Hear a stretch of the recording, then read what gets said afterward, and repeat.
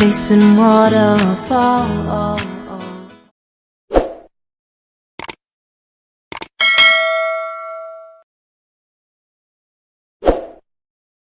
Welcome again to today's class. In this video, we want to discuss the topic quantum number. This is an important topic in the subject chemistry. Yes. And so we want to discuss all the concept, everything about it, so that we'll learn from it as well. Now, let's see the definition. Quantum number is defined as a set of numbers used to describe the position, the energy, and the spin of an electron in an atom. Yes. We have four quantum numbers in the field of chemistry. One is principal quantum number, two azimuthal or subsidiary quantum number, three magnetic quantum number, and four spin quantum number. Let's write it down. One, principal quantum number. Q mean quantum, N mean number. Two, azimuthal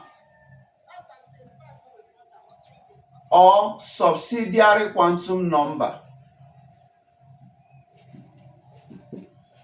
Three, magnetic quantum number. And four, spin quantum number. So these are the four types of quantum number we'll discuss in this video. We'll start it one after the other. One, principal quantum number. You may have heard a lot of things about this quantum number, so let's recall some of those points you know before now. Principal quantum number discusses the energy levels of an atom. It describes the energy level of an orbital. It also discusses the maximum number of electrons in the shell of an atom. It also discusses the maximum number of electrons in the shell of an atom. And that is why it says that the formula we use to get the maximum number of electrons in the shells of an atom is 2n raised to the power of 2. That is the formula the principal quantum number gave us, where n is talking about the number of what? Orbitals. The number of orbits or shell. Number of orbits or shell, which is described with the letter K, L, M, N, etc. This is for when it is first shell, second shell, third shell, and fourth shell. This means that the principal quantum number describes the size of an electron orbital. It describes the size of an electron orbital. That tells you that when the value of n is high, the energy level of an orbital will be high. The maximum of electron in an orbital will be high, or the maximum of electron in an orbit or shell will be high. You get? And so that is what you talk about. Look at what we mean. When n is equals to 1, we put it here. 2, 1 raised to the power of 2. The answer will give you what? 2. That means that for the first shell, it will have maximum of 2 what? Electrons. And that is what we call duplet structure. Duplet structure simply means that the highest number of electrons the first shell should have is 2. Okay? Then, when n is equals to 2, we say 2 bracket 2 raised to the power of 2. That is this. We have this 2 inside the bracket is the number of orbits or shell. That will be giving you 8 electrons. And so the second shell should have 8 electrons. Do you notice that the number of electrons increases as the value of n increases? Yes. That is why we say that the value of n, once it increases, the maximum of electron in the shell must be increased. That is one. Then the energy of that electron will be also what? Increase. Then we also say that the size of the electron orbital will also what? Increase. So both the maximum number of electron, the energy, and the size of the orbital all must increase once the value of n increases. Okay? Then when n is equal to 3, it tells you that 2 bracket 3 raised to the power of 2, that will be giving you 18 electron. Okay? Now, are we going to assign 18 electron in the third shell? That is the question. No is the answer.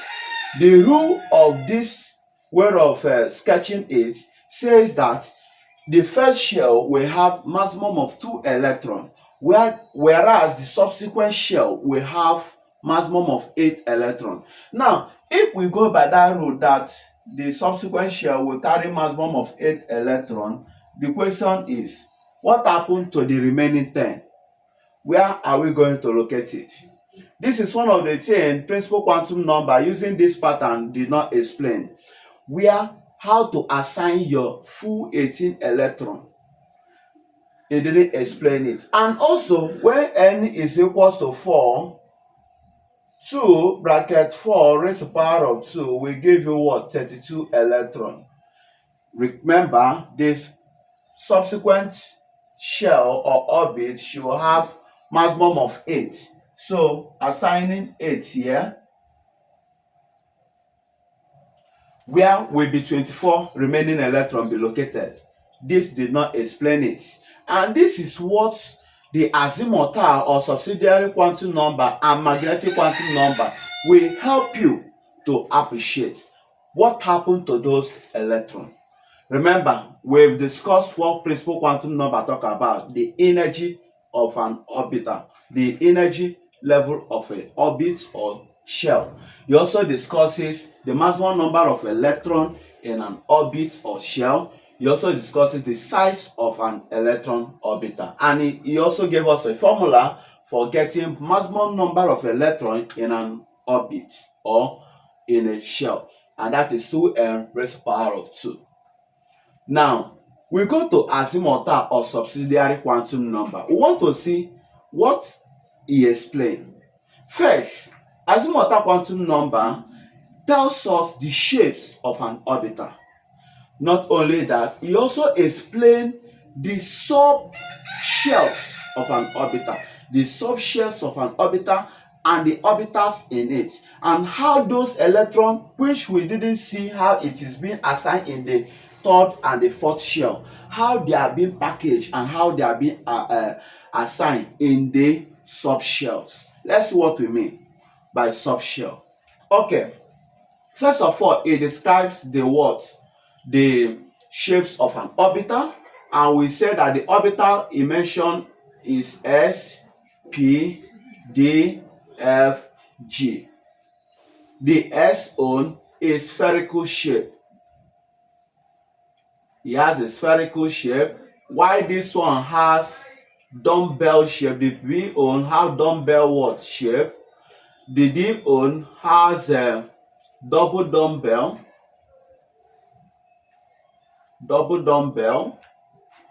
and the F own complex geometry. The F and the G own are complex geometry. That is their shape. Okay, now after talking about this shape, this azimuthal or subsidiary quantum number says it is denoted with L. It is denoted with L, whereas the principal quantum number is denoted with small letter n. That is why we talk about number of electron in the shells of an atom. So it's talking about the shells of an atom, whereas this one discusses what happened in the subshells. What happened in the subshells? What happened to the orbitals in the subshells? What are the orbitals in the subshell? Okay, let's see. This L ranges from 0 to n minus 1. It ranges from 0 to n minus 1. That is what the azimuthal or subsidiary quantum number tells us. What do we mean by it ranges from 0 to n minus 1? Okay. When n is equals to 1, that is in the first shell, our L will be equals to what? It starts from 0. 1 minus 1, 0. So we will have only one value of L. Now, that one value of L is called s orbital. That means when you are talking about s orbital, you tell us that the azimuthal quantum number of it is 0. That is what it means. When n is equals to what? 2. We say that our L will ranges from 0 and stop at 2 minus 1, 1. So it will start from 0 and stop at 1. This is what we call s orbital and p orbital. That means when L is equal to 0, it's talking about s orbital. When L is equal to 1, it's talking about p orbital. Yes. Okay. Then we also say that when n is equals to 3, when n is equals to 3, our L will be equals to 0, 3 minus 1, 2. And so we can't just count 0 and enter 2. 1 will follow before 2. Because it ranges from 0 to what? n minus 1. So 3 minus 1 is what? 2. So this will be called s orbital, p orbital, and what? D orbital, according to this pattern. Then when n is equals to 4, okay, our L will be equals to what? 0, 1, 2, 3. This is s orbital, p orbital, d orbital, and f orbital. Now, that is how you continue. Let's see how we can appreciate these things we are talking about. Oh yeah. In the first shell, we said that according to principal quantum number, that the first shell says it will have maximum of what? 2 electrons. Yes. Now, according to azimuthal or subsidiary quantum number, it says that the first shell will have s orbital. Okay. This n is 1. This is 1. This is s, the orbital itself. Yes. So that means the subshell inside the first shell, which is this shell we are looking at, the subshell inside it is called 1s. 1 what? S. 1 means n is 1. S means the orbital is s. Then for the second shell, okay, we also said that it has 2 what? Orbitals in the second shell. What do we mean? N is 2. I will write 2. The first is s. The first shell is s, comma. N is 2. The second orbital is what? P. So the first orbital is s, while the second orbital is p. That is what is located there. That means that this is the what? Subshell in that what? The shell you are talking about. In the second shell you are talking about, this is subshell, this is subshell. You go to this third one. We also said that in the third one, the third shell, we have 3. That means 3s, 3p, and what? 3d. Okay? In the first shell, we will have 4s, 4p, 4g, and what? 4f. Can you see it? Yes. And that is how you do for the fifth shell, and also have L to be 0, 1, 2, 3, and 4. Place and place. The value of n should not be equal to L. That means if n is 4, you shouldn't have 4 included. If you have 4 included, we say in chemistry that the orbital is mechanically what? Forbidden. And so you shouldn't have L equals to 4 here. Okay? If you have any question, please use the comment box in the description below and ask your question. I will attend to it. Okay? Now, we have been able to locate the subshells in the orbital. These are the points where the electrons we are looking for, or we are trying to see. This is where they are to be fixed themselves. They are to be located. And so, how do we do that? According to azimuthal or subsidiary quantum number, it says that number of orbital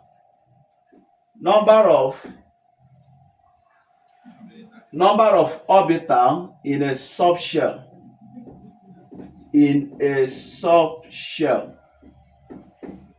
number of orbital in a subshell is equals to 2L plus 1. Please note this formula. Number of orbitals in a subshell is 2L plus 1, whereas maximum number of orbital in a subshell is equals to 2 bracket 2L plus 1. Okay, look at what we mean. If we are talking about this first subshell 1s, number of orbital s we have, which is used while writing electron configuration of an element using Hall's rule. The number of orbital in that subshell, which is on the orbital s, number of orbital here is s has L to be 0, 2 times 0, 0 plus 1, 1. That means it will have, for X, it will have 1 orbital. Then for P, number of orbital in subshell, any subshell having P, like 2P now, number of orbital in that orbital P is 2 times L for P is 1. 2 times 1, 1 plus 1. 2 times 1, 2 plus 1, 3. 3 orbitals. This is what Hall's rule make use of while writing the electron configuration of an element using Hall's rule, where you be seeing for S 1 orbital, for P 3 orbital, and so on. Let's see the D on. D is represented with L equal to 2. So we now say 2 times 2, 4 plus 1, 5. We say it's 5 orbitals. Then F on. F is 3. 2 times 3, 6 plus 1. That is 2 times 3, 6 plus 1. That is 7. 7 orbitals. So guys, this is how Hall's rule come up with his orbital principle, that S will have 1 orbital, P will have 3 orbitals, D will have 5 orbitals, F will have 7 orbitals, and so on. Okay? Then maximum number of orbital, maximum number of electron in an orbital. Maximum number of electron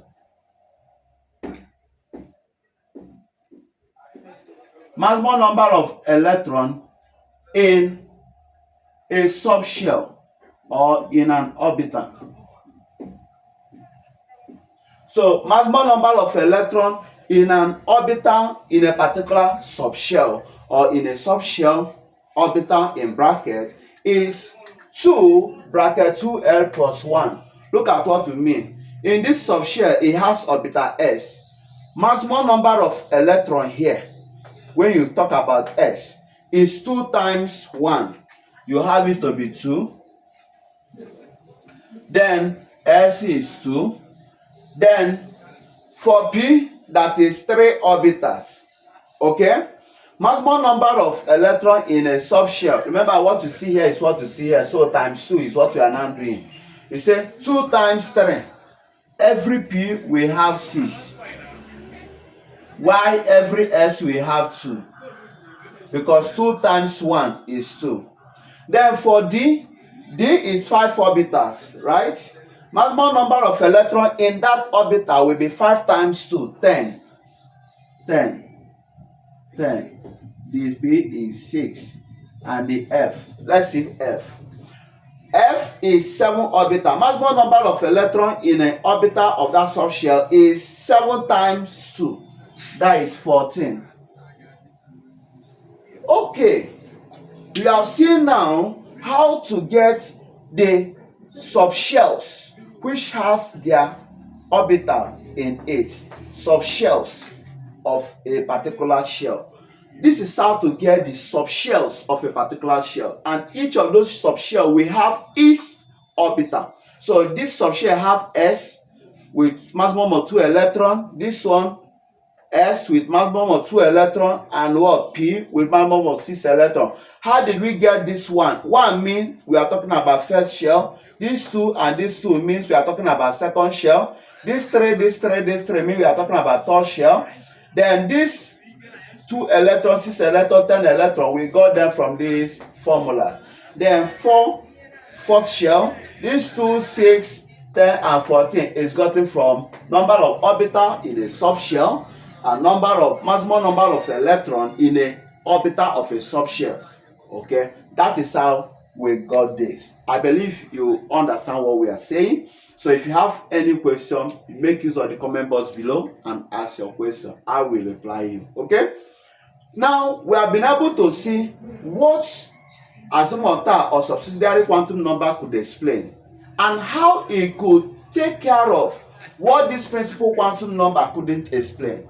Okay, you have seen that here principal quantum number could not explain where this remaining 24 electron in that fourth shell is assigned, where the remaining 10 electron in the third shell, because we put 8, it remained 10. We put 8, it remained 24. It couldn't explain where they are assigned or what happened to those electrons.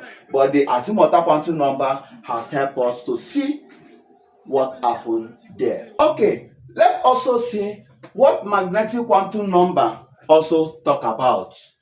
Under magnetic quantum number is talking about the total number of orbitals in a subshell. The total number of orbitals in a subshell and the orientation of these orbitals.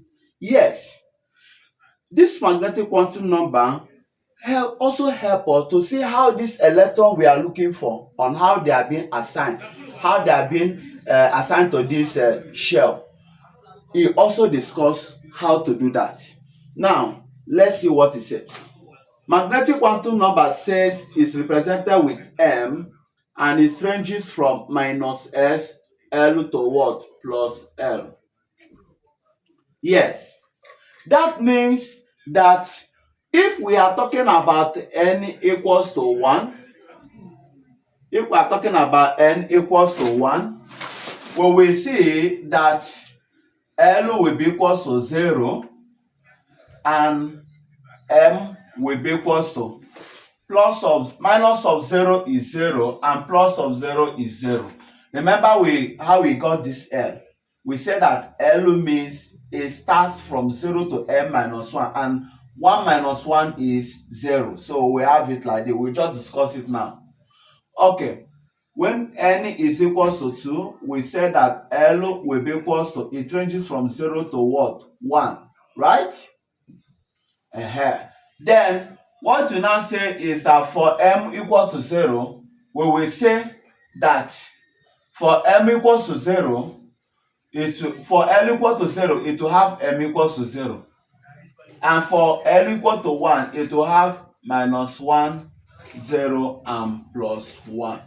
That means it ranges from -L to +L. So we have to do the one of L equal to 0 first. do for L equals to 1, we have gotten for M equals to 2.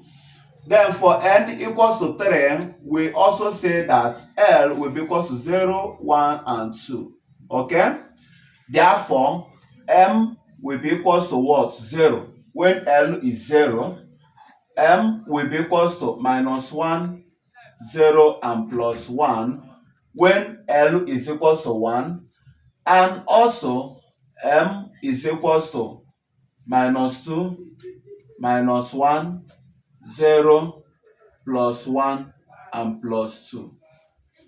So that is how you also do it for the one of N equals to 4. You also get it. Now,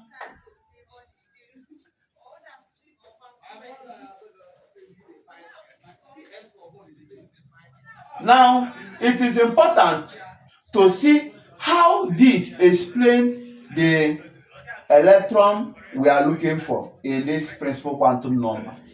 For N equals to 1, L equals to 0, M equals to 0. So how many M do we have? Only one M. One value of M times 2 will give you 2 electrons. For N equals to 2, L equals to 0 and 1. What is M? M is 0 when L is 0. M is minus 1, 0, and plus 1 when L is 1. And so total is 1, 2, 3, 4. So you say 4 times 2 equals to 8 electrons. That is about second shell. For third shell, N is equal to 3, L equal to 0, 1, and 2. For L equal to 0, M is equal to 0. For L equal to 1, M is equal to minus 1, 0, and plus 1. And for L equal to 2, M equal to minus 2, minus 1, 0, plus 1, and plus. So this is according to number line. Minus 2, minus 1, 0, plus 1, and so 1, 2, 3, 4, 5, 6, 7, 8, 9. So we now say this is 9 times 2 equals to 18 electrons. That is how you do for the one of fourth shell. So I would like you, the audience, to do the one of fourth shell and see whether it will give you 32. Please, if it gives you 32, tell me yes in the comment box below. It gave you 32. But if it did not give you 32, also tell me no, it didn't give you 32, so that we can sort it out. Okay? So this is about magnetic quantum number. Magnetic quantum number. And so we've seen how magnetic quantum number also explains what happened in principal quantum number. Like this, when N equal to 3, that we said we assign 8 and we remain 10, and we are asking what happened to the 10. We couldn't explain it. We could explain what happened to it. That means this is the label, the name of the orbitals, the names of the orbitals that are available when N is equal to 3. Okay, so we are seeing how it gives us total of 18 electrons. Now we go to spin quantum number. Under spin quantum number, we say that spin quantum number describes the angular momentum of an orbital. Yes, it describes the angular momentum of an orbital, and it's denoted with S, letter S, which is plus half and minus what? Half, which is plus half or minus half. You use plus half when we are talking about upward spin, and we use minus half when we are talking about downward spin. This is where we go into Hall's rule to see how we can assign these spins. We will be able to get this information clearly. Okay, that is about these 4 quantum numbers we have. It is important to note that if one is asked to get the magnetic moment of a particular element or ion, please, the person should use the formula magnetic moment equals to square root of n bracket m plus 2 Bohr magnitude, where n is equal to number of unpaired electron. Number of unpaired what? Electron. Okay? Number of unpaired electron, you could see when you draw the electron configuration of that element using Hall's rule. Okay? Now, when the magnetic moment of a particular element or ion is 0, what is it trying to tell you? Since we say where n is number of unpaired electron, that means the number of unpaired electron there is 0. It doesn't have any unpaired electron. So we say no unpaired what? Electron. No unpaired electron.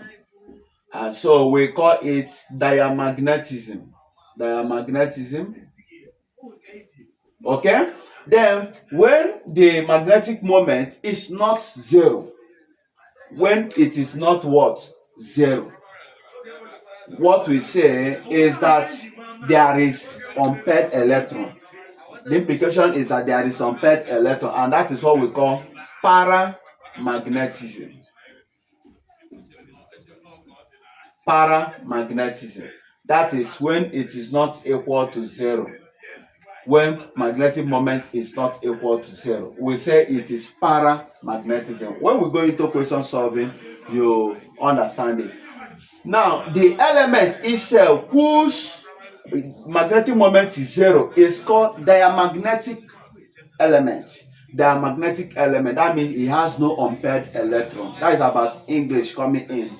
Whereas the element whose magnetic moment is not equal to 0, we say they are paramagnetic element. That is, they have unpaired electron. For this one, they have unpaired electron. That is why we call it paramagnetic element. Whereas this one, it has no unpaired electron, and that is why we call it diamagnetic element. So the phenomenon is called diamagnetism and paramagnetism. It is important to note from here, the first one is 1s2, right? The second one is 2s2. The third one is 2p6. The fourth one, 3s2, 3p6, 3d10, 4s2, 4p6, 4d10, 4f14. Now, look at this as we write another one. 1s2, 2s2, 2p6, 3s2, 3p6, 3d10, 4s2, 3d10, 4p6, 4p6, then etc.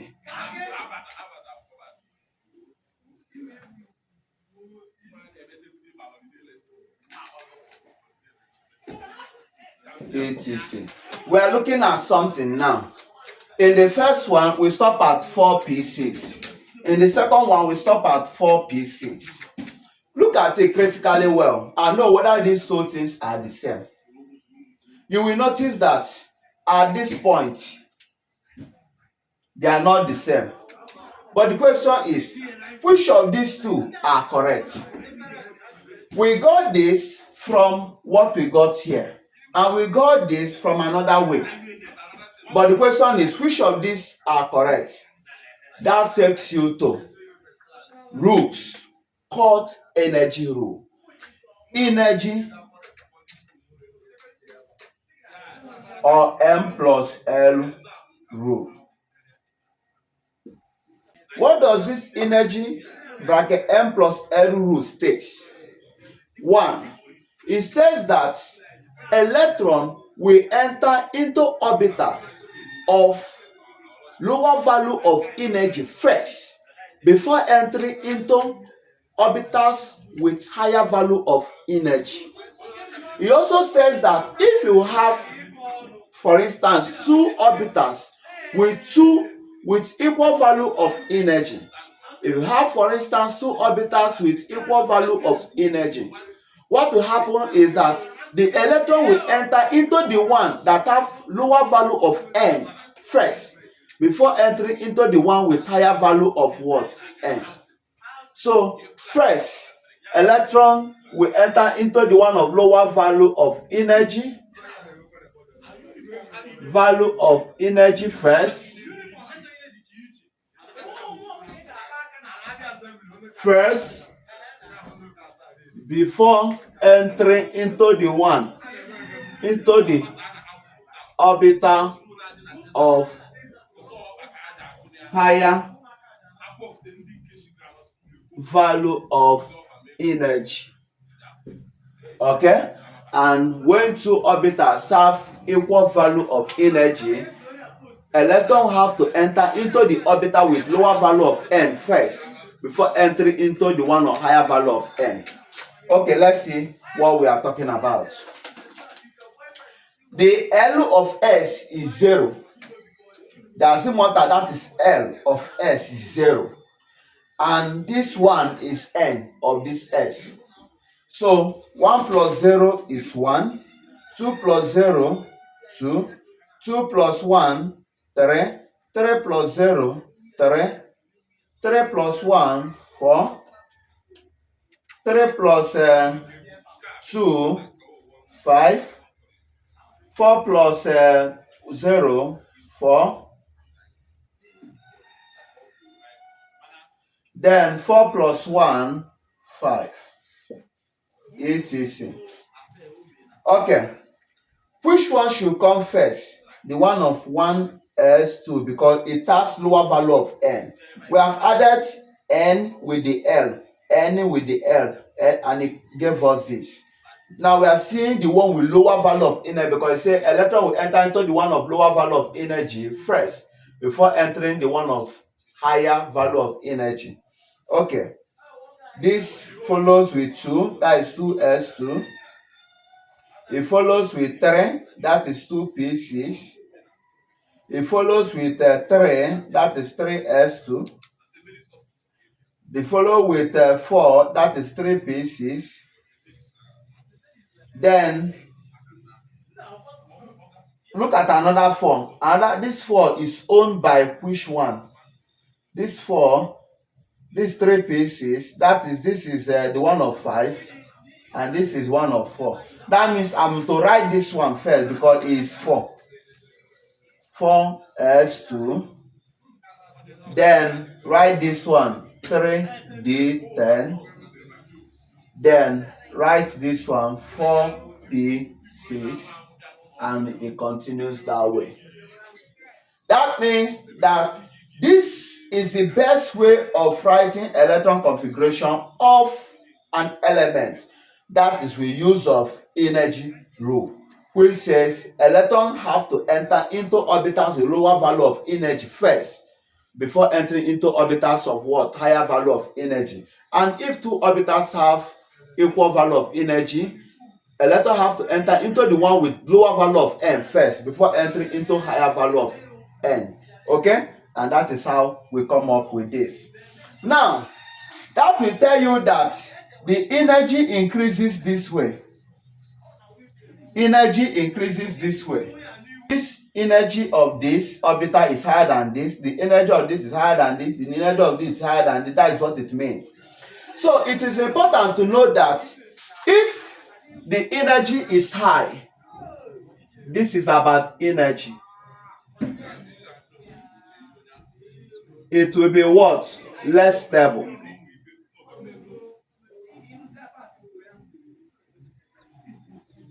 If the energy of an orbital is high, the implication is that the stability will be very low. So the higher the energy is, the lower the stability. Do you get it? And if the stability is high,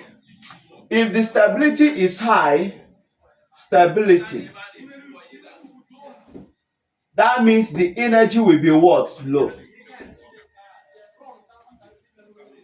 The higher the stability, the lower the energy. And the higher the energy, the lower the stability. Please have to know this because these are possible questions they can ask you on this. So we've been able to see how to write electron configuration of elements And we have been able to see how to calculate energy rule or energy quantity of an orbital.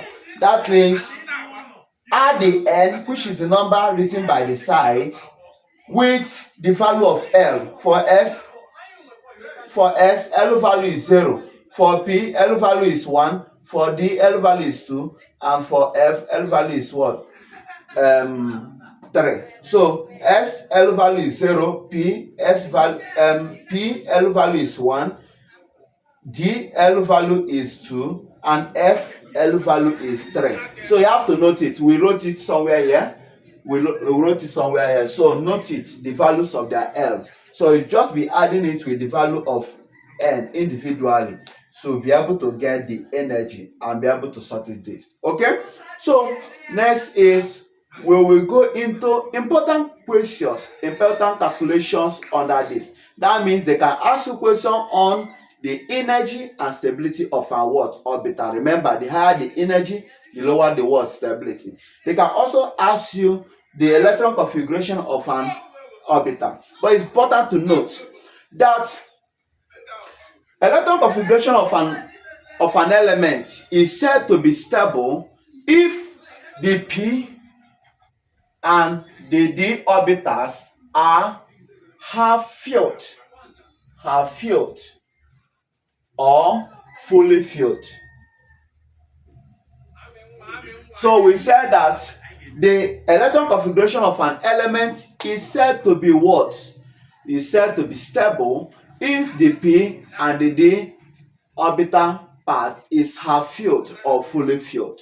Yes, we will try to understand it. That is, if we have p raised to the power of 3, or if it ends with p raised to the power of 3 or p raised to the power of 6, then, or if it ends with d raised to the power of 5 or d raised to the power of 10. If the electron configuration of that element ends with p raised to the power of 3, that is half-filled or fully filled, or d raised to the power of 5 or fully filled. It depends on the element we talk about. That means the element that will be ending with p, you stop at p, filled or fully filled, and the element that will be ending with d, you have to stop at half-filled or fully filled before you say it is what? A stable electron configuration of that orbital. So we will go into question solving. Please don't forget to see next video on this.